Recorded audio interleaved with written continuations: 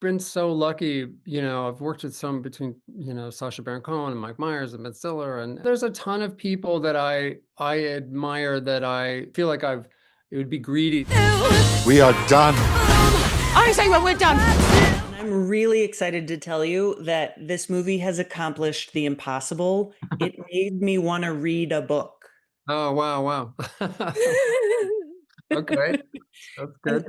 so, in preparation for that, because I am very deeply familiar with the other version of the book, Right. can you tell me and the audience that has yet to see the film which version is more faithful?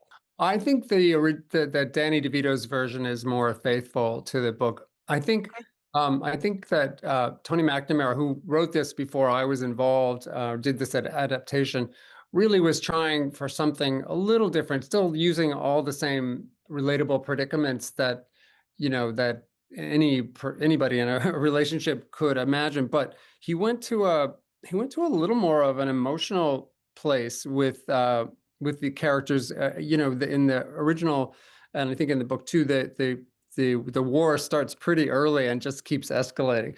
And I think Tony wanted to push it to an edge and then pull back to see, oh, maybe they can figure this out. And then they push it again and lose track of each other. And then they pull back a little, and and so you're always on the edge of your seat, like, wow, I wonder if they could figure this out. The original was more, I wonder how far can they go.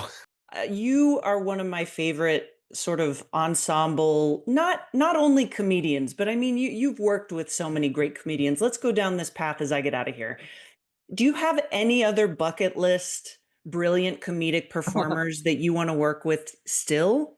Oh boy, I've been so lucky. I've worked with some between, Sacha Baron Cohen and Mike Myers and Ben Stiller, and yeah, I was rewatching Fockers the other day and watching Barbara Streisand. I'm just like, oh my God, she is so funny.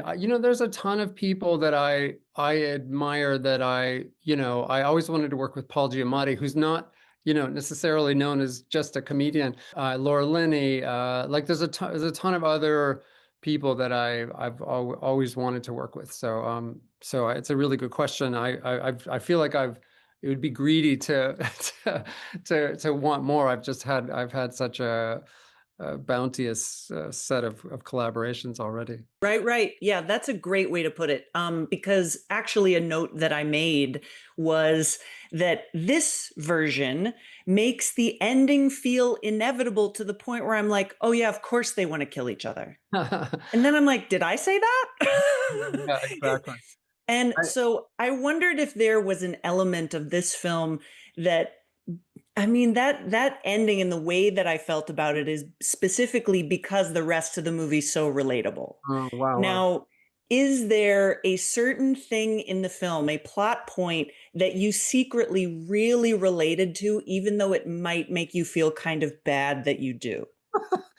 Well, I think we can all you sort of relate to the idea of losing track of your loved ones, interests, and you might be a tiny bit less empathetic for a while because you thought, hey, I should follow my dream. I should build a restaurant or build a giant incredible museum building as Theo does in the story.